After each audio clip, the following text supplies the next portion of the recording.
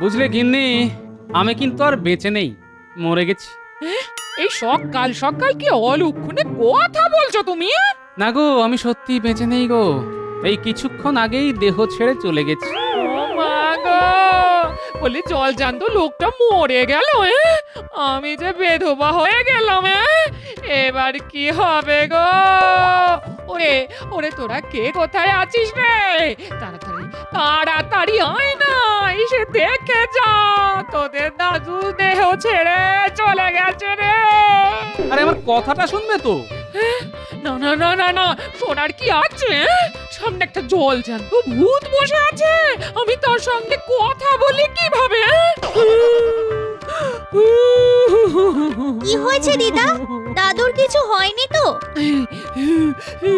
মরে গেছে, মরে গেছে রে তোদের দাদু, আমাকে ভাসিয়ে দিয়ে চলে গেল। ওরে আমার কি হবে রে? তোদের কি হবে রে? তোদের দাদু যে আর নেই রে। দাদুর আবার কি হলো? ওই তো দিব্যি খাটের ওপর বসে পা দোলাচ্ছে, আর তুমি ভেবে বসলে দাদু সত্যিই মরে গেছে। আরে আমায় পুরো কথাটা বলতে না দিয়ে মরা কান্না কাঁদতে শুরু করে দিলে। তা সকালবেলা এসব কথা বলতে হয়? তোরাই বল। কি আশ্চর্য! আরে পুরো কথাটা শুনবে তো নাকি? আমি বলতে গিয়েছিলাম, কাল রাতে একটা স্বপ্ন দেখেছিলাম যে আমি মরে গেছি, তোদের দিদার কাছে একটু ইলিশ মাছের পাতুরি খেতে এসেছি। আমাকে না বলতে দিয়েই তোদের ডাকতে শুরু করে দিল। কি কান্না, কি কান্না! ও দাদু, স্বপ্ন নিয়ে এত ভাবার কিছু নেই। আর যদি তুমি দেখো মহারাজা হয়ে গেছো, তাহলেই কি সেটা সত্যি হবে? এটাই তো আসল কথা। স্বপ্ন আর বাস্তবের মধ্যে অনেক তফাৎ, এটা তো বুঝতে হবে। যাকে বাবা, ভাগ্যিস তোরা এসেছিলি, নইলে এতক্ষণে হয়তো চিতায় উঠতে হতো। যাই, গিয়ে ভালো করে স্নান সেরে রাজসভায় যাই, একটু দেরি হয়ে গেল আজ।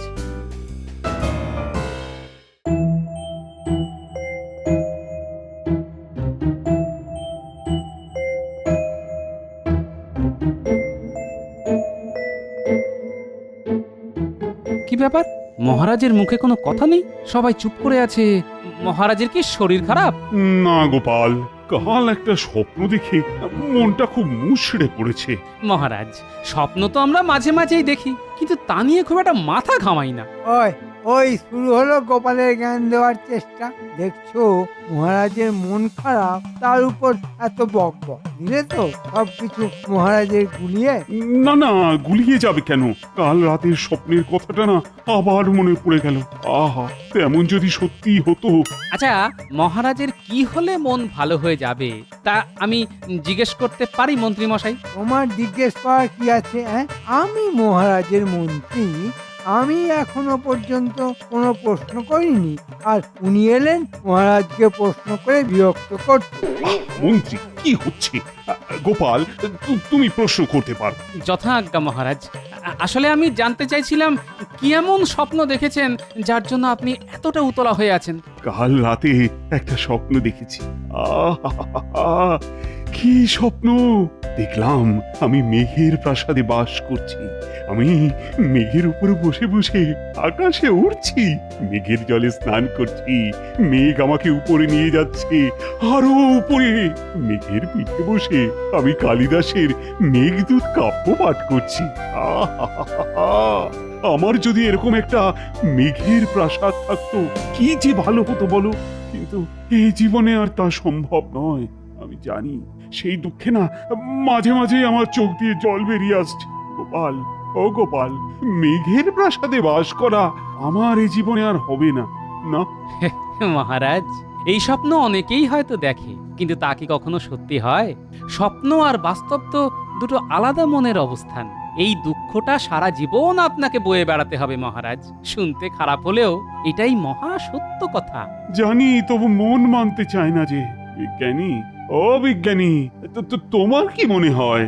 মহারাজের এই স্বপ্ন বাস্তব করা কিছুতেই সম্ভব নয়। আমার অপরাধ নেবেন না, যা সত্যি তাই বললাম।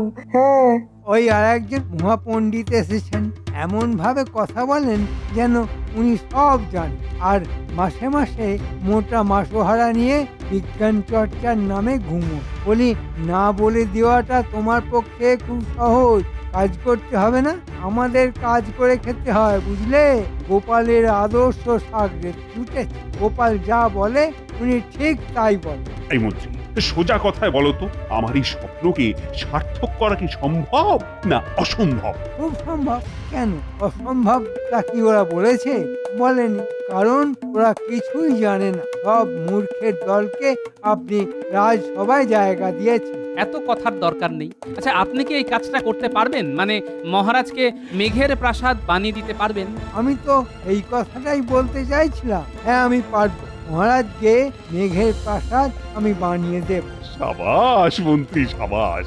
আমি কারো মুখ থেকে এই কথাটাই শুনতে চাইছিলাম। গোপাল, তুমি আর বিজ্ঞানী এই বিষয়ে কোনো আর কথা বলো। মন্ত্রী যখন বলেছে ও পারবে, তখন ওর ওপরেই আমাকে আস্থা রাখতে হবে। তা মন্ত্রী, কবে থেকে তোমার কাজ শুরু হবে? একটা কথা আগেই বলে নি মহারাজ, এই কাজে খরচা কিন্তু প্রচুর। অনেক লোক লাগাতে হবে, আর কবে শেষ হবে সেটাও কথা দিতে পারছি না। একটু কিন্তু সময় লাগবে।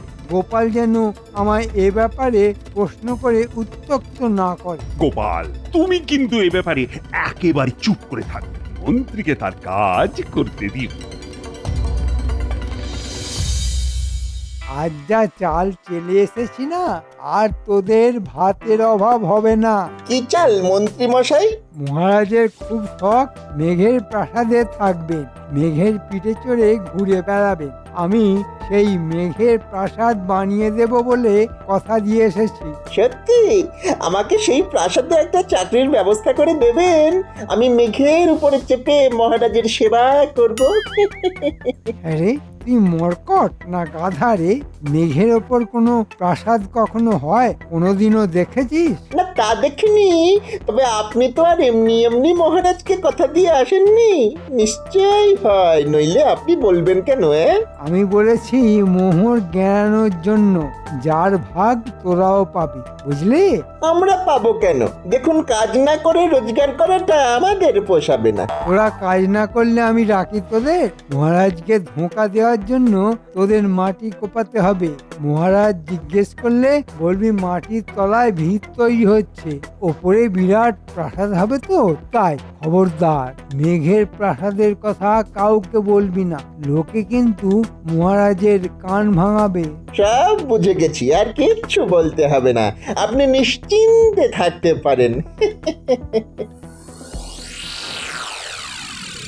আচ্ছা বিজ্ঞানী, মেঘের ওপর প্রাসাদ বানানো কি সত্যি সম্ভব?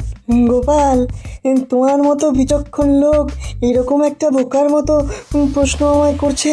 হ্যাঁ, না মানে আমি বিশ্বাস করি না এই কাজ সম্ভব, কিন্তু কিন্তু মন্ত্রী কি করে এত জোর দিয়ে কথাটা বললো যে এই প্রাসাদ ও তৈরি করে দেবে?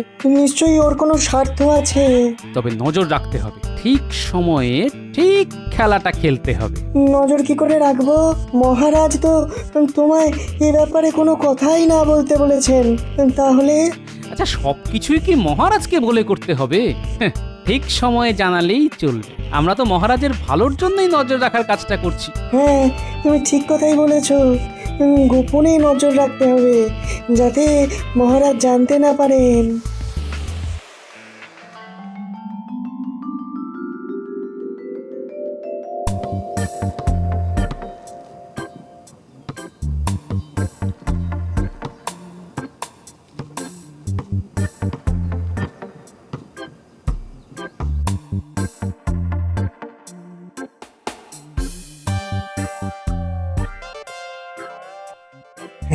ভালো করে মাটিটা খোর, একদম মাটির তলা পর্যন্ত, যতদূর পারিস। হ্যাঁ, আচ্ছা, পাতালে চলে যাবো নাকি? হ্যাঁ, কিন্তু এইভাবে মাটি খুঁড়লে তো ওপরটা ফোপড়া হয়ে যাবে, ধস নামবে তখন। তাতে তোর কি? আমাদের কাজ দেখাতে বলেছেন, কাজ দেখাচ্ছি, ব্যাস।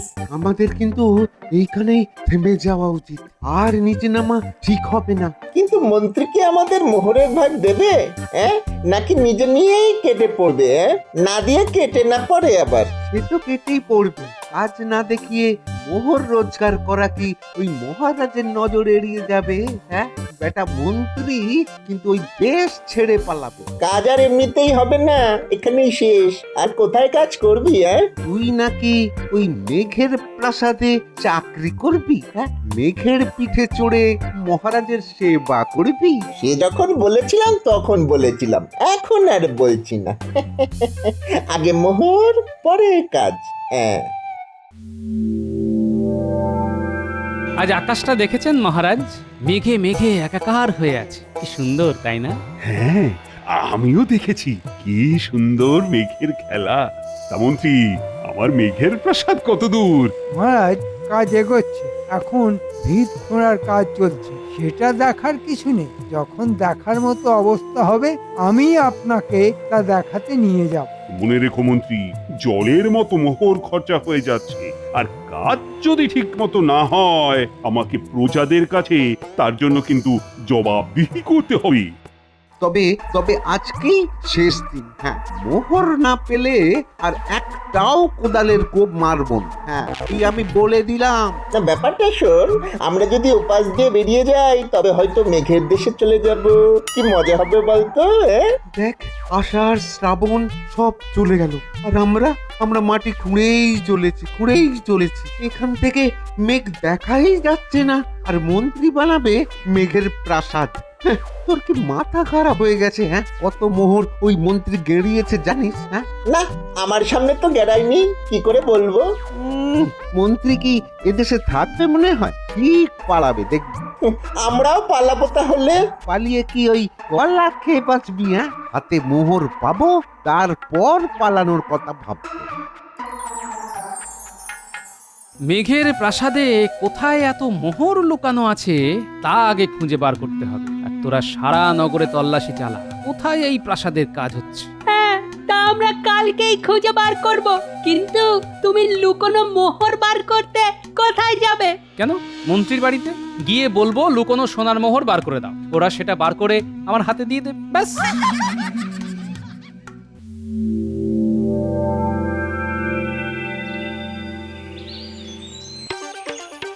মাগো, শেষ কবে খেয়েছি মনে করতে পারছি না, একটু অন্ন জল দেবে? ঈশ্বর তোমার মঙ্গল করবেন। আহা, কি চেহারা হয়েছে গো তোমার! এসো, দাওয়ায় বসো, আমি তোমার জন্য দুমুঠো ভাত ডাল নিয়ে আসি।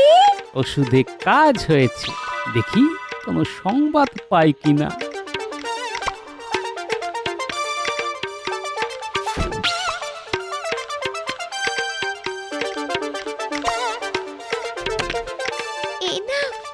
এই নাও বাবা, যতটুকু হাড়িতে ছিল সবটা দিলাম, ভালো করে পেট ভরে খেও। আর ভাত নেই না, হাড়ি একেবারে উপুর করে দিয়েছো, তাই তো? আগে হ্যাঁ বাবা, তোমার পেট ভরেনি না? আসলে অনেক দিনের খিদে তো, ওইটুকু ভাতে ভরবে কি করে? তুমি ওঠো না, আমি নতুন হাঁড়িতে ভাত বসিয়ে দিচ্ছি, নইলে এই হাঁড়ি আবার মাজতে হবে। এঁটো হাঁড়িতে ভাত আমি বসাই না, তিথি নারায়ণের মতো। তার উপর তুমি এতদিনের অভুক্ত। তুমি একটু বসো, আমি এক্ষুনি ভাত বানিয়ে আসছি, এক্ষুনি।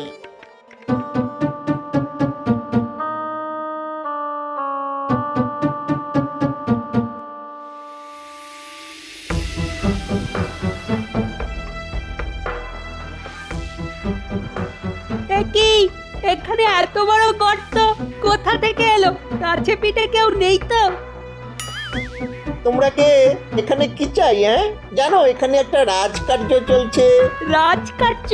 এখানে রাজকার্য তো রাজসভায় হয়, তা এখানে কি হচ্ছে? দেখো, এত কথা বলতে পারবো না, মন্ত্রীমশাই বলতে বারণ করেছেন। বাবা, একটা কুয়ো খুঁড়তে এত মোহর খরচা হয়ে গেল। আমরা কিন্তু এখনো কিছু পাইনি, মোহর তো সব নিয়ে গেছে মন্ত্রীটা। তবে কাল থেকে কাজ বন্ধ করে দেব, মোহর না পেলে কোনো কাজই হবে না, এ কথা তোমায় বলে দিলাম। হ্যাঁ হ্যাঁ, আমি মহারাজকে বলে দেব যে মন্ত্রী তোমাদের একটা মোহরও দেয়নি।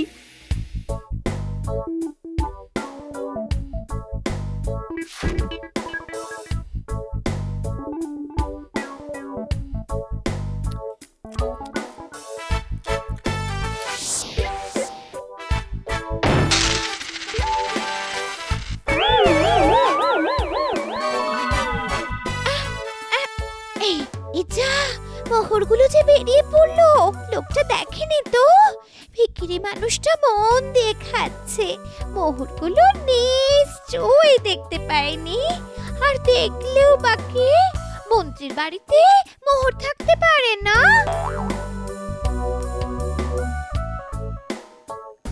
আচ্ছা, বুঝলাম। মন্ত্রীর বাড়িতেই এত মোহর লুকানো আছে, হ্যাঁ?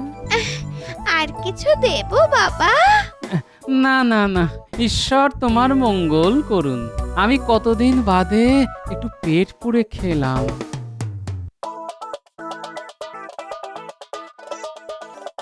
আজ নিজের চোখে দেখে এলাম দাদু, মেঘের প্রাসাদ বানানোর নামে একটা গর্ত খোঁড়া হচ্ছে, আর সেখানেই বোধহয় মোহর লুকানো আছে। আরে, মোহর আমি নিজের চোখেই দেখে এসেছি মন্ত্রীর বাড়ি। শোনো গিন্নি, তোরাও শোন, কাল সকালে সোজা রাজসভায় গিয়ে সবাই মিলে মরা কান্না কাঁদবি, বলবি আমি মারা গেছি। মহারাজ যেন দয়া করে আমার বাড়িতে আসেন, নইলে শেষকৃত্য সম্পন্ন করা যাচ্ছে না। মরণ নাকি? ও আমার মুখ থেকে বেরোবে না। হ্যাঁ, ঠিক আছে, আমি বলবো আর তুমি শুধু কাঁদবে।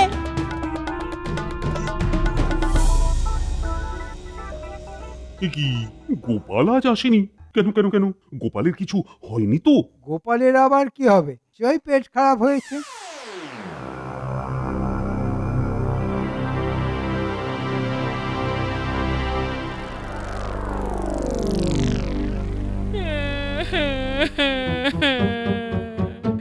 এ আমার কি হলো মহারাজ? আমি তো কখনো কোনো পাপ করিনি। ঈশ্বরে আমার কি করলো? কি হয়েছে? গোপালের কিছু হলো? আরে আমাকে শিগগিরই জানাও। দাদু আর নেই মহারাজ, দাদু আর নেই। কাল রাতে দাদুকে কালো যেন এসে গলা টিপে মেরে গেছে। আজ সকালে দিদা তা দেখেই আমাদের খবর দিল। দয়া করে আপনি একবার চলুন, নইলে নইলে যে দাদুর শেষকৃত্য করা যাচ্ছে না। কি বলছো এসব? গোপালকে হত্যা করা হয়েছে? কারা কারা এসব করলো? মন্ত্রী, কার এত বড় সাহস যে গোপালকে হত্যা করতে পারে? মন্ত্রী, তুমি এক্ষুনি সবাইকে নির্দেশ দাও, যেভাবেই হোক গোপালের হত্যাকারীকে আমার চাই। আর এখন চলো আমরা সবাই মিলে গোপালের বাড়ি যাই।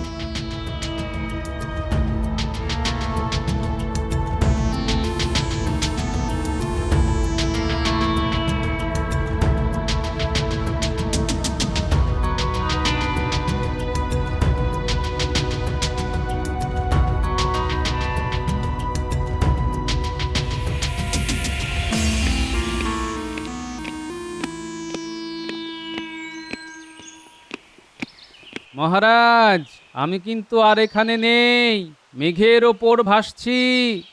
আহা, মেঘের প্রাসাদ যে কি সুন্দর, তা কি করে আপনাকে বোঝাবো। এ কি শুনলাম, তুমি আর বেঁচে নেই? আমার সঙ্গে তুমি মস্করা করছো? মহারাজ, আপনার সঙ্গে মস্করা করার স্পর্ধা আমার নেই, কিন্তু কাল রাতে স্বপ্ন দেখলাম আমাকে কারা যেন হত্যা করে এখানে শুয়ে দিয়ে গেছে। তারা আমার খুব উপকারই করেছে। আমি এখন মেঘের প্রাসাদে ঘুরে বেড়াচ্ছি। তার মানে তুমি বলতে চাও আমি মেঘের প্রাসাদে থাকতে পারবো না? কেন পারবেন না? তবে ইহজীবনে সম্ভব নয়। আমার মতো মরে গেলে তারপর পারবেন। মহারাজ, স্বপ্ন স্বপ্নই, তা কখনো সত্য হয় না। তবে আমার এত মোহর সব কোথায় গেল? আপনি যদি আমাকে ইহজীবনে ফিরে আসার অনুমতি দেন, তো মোহর কোথায় আছে তা বলতে পারি। আমি সব বুঝে গেছি। ওঠো এবার ওঠো। সবার আগে মহারাজ, আপনার মন্ত্রীকে এক্ষুনি গ্রেফতার করুন, তার বাড়িতে তল্লাশি নিন, ভাতের হাঁড়িগুলো ভালো করে খুঁজতে বলুন, সব মোহর পেয়ে যাবেন। পেয়ারা, আগে মন্ত্রীকে এক্ষুনি বেঁধে ফেলো, তারপর তল্লাশি।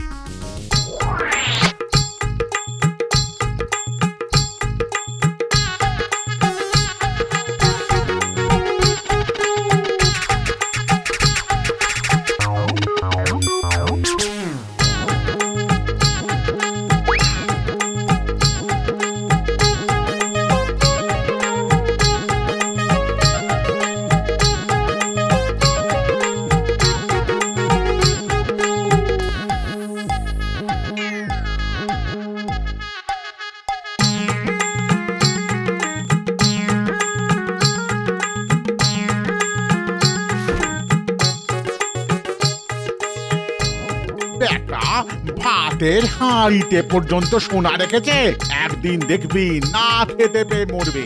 এমনকি পুরনো উনুনের মধ্যেও এই বেটার লোভের কোনো শেষ নেই। ভাগ্যিস কপাল ছিল। এরকম এরকম লোভী মন্ত্রীকে কি শাস্তি দেওয়া যায় বলতো গোপাল? সেটা আপনি ঠিক করুন মহারাজ। শত হলেও মন্ত্রীমশাই আমার সহকর্মী। ঠিক আছে, ও মেঘের রাজ্যে আমাকে নিয়ে যেতে চেয়েছে, ওকে সেখানেই পাঠানো হবে।